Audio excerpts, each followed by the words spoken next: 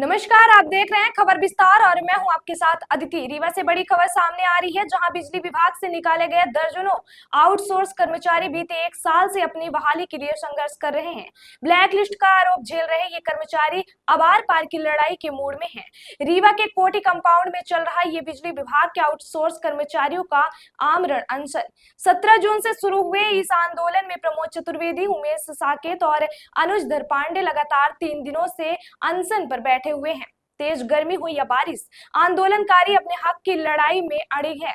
दरअसल 26 जून 2024 को विद्युत वितरण कंपनी द्वारा रीवा जिले में कार्यरत आधे सैकड़ों से अधिक आउटसोर्स कर्मचारियों को ब्लैक लिस्ट कर कार्य से बाहर कर दिया गया था।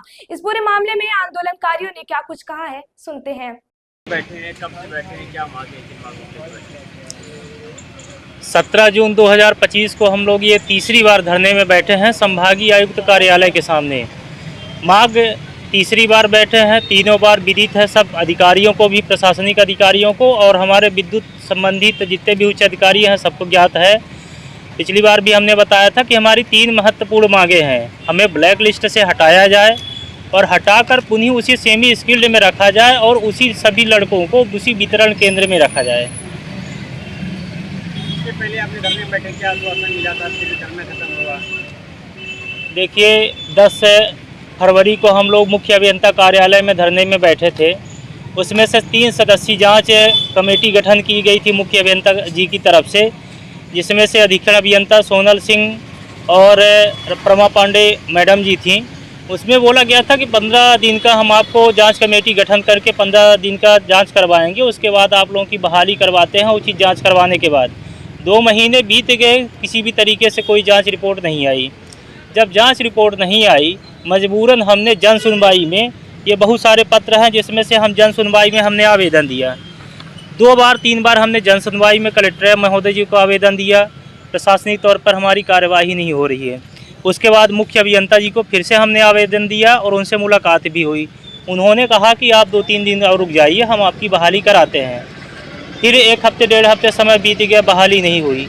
तो मजबूरन हम 1 मई 2025 को संभागीय आयुक्त कार्यालय के सामने दूसरी बार धरने में बैठे, जिसमें 60वें दिन अधीक्षण अभियंता BK शुक्ला जी और कार्यपालन अभियंता नरेंद्र मिश्रा जी के द्वारा पूरी एक लिखित आदेश दिया गया, लेके आए। उन्होंने कहा कि हम इंसेंटिव स्कीम में आपको रख रहे हैं।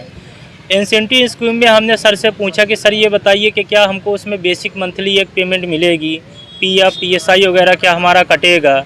जिस DC में हम लोग काम करते थे वहीं करेंगे। उन्होंने पूरी तरीके से बोला कि आप लोगों को मंथली पेमेंट मिलेगी और जिस तरीके से आपका PF या SI वगैरह कट रहा था वो सारी चीज़ें कटेगी।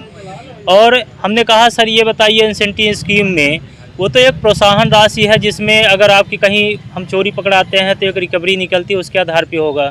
उन्होंने कहा ऐसा कुछ नहीं है, आपको जैसे कंपनी के अंडर में पेमेंट मिलती थी उसी तरीके से मिलेगा। ये पूरी वीडियो रिकॉर्डिंग है। उन्होंने ये भी कहा कि सुबह आप लोग चले जाइएगा मुख्य अभियंता कार्यालय में, ज्वाइनिंग ले लीजिएगा। जब हम सुबह वहाँ गए, प्रमा मैडम पांडे जी से हमारी मुलाकात हुई। उन्होंने बताया कि हमारे पास ऐसा कोई आदेश नहीं आया है, आपसे झूठ बोला गया है।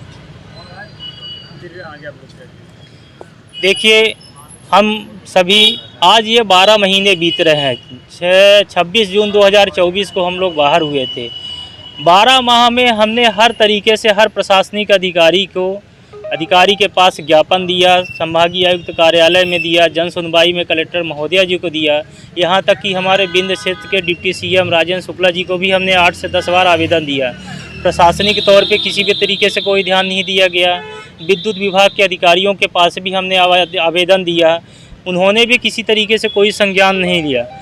आज 12 महीने से लगातार भटक रहे हैं। हम लोग तीसरी बार अनशन में बैठे हैं, लेकिन इस बार हम आपको बताना चाहते हैं कि इस बार हम खाली आश्वासन में नहीं, हमें बहाली कर ब्लैक लिस्ट से हटाकर एक लिखित आदेश हमारे हाथ में भी दें और हमारे डिवीज़न में भी वो दें, और हमें जानकारी मिले कि डिवीज़न में लेटर पहुंच गया है, हमारे ब्लैक लिस्ट से हटा दिया गया है।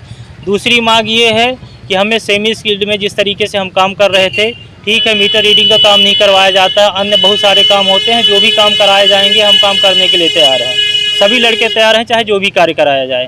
तीसरी मांग ये है कि जिस वितरण केंद्र में हम लोग काम करते थे, पहले तो ये था कि कहीं भी ट्रांसफ़र कर देंगे, जहाँ के लिए ज्वाइनिंग दे देंगे वहाँ चले जाएंगे, लेकिन अब हद से बात ज़्यादा हो गई। हम लोग जिस वितरण केंद्र में कार्य कर रहे थे, हम सभी उसी डीसी में ज्वाइनिंग चाहते हैं।